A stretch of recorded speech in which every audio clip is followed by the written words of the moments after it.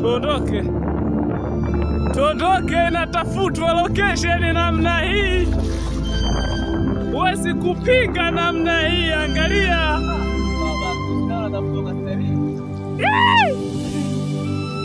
Oya, mbona yana nguvu tena?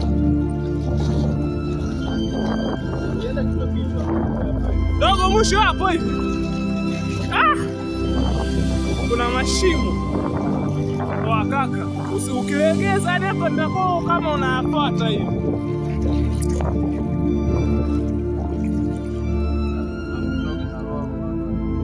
Toa. Sasa wamevukaje? Wanako wamevukaje? Bwana na Jose. Nguvu hii. Oya, njoo mzee baba.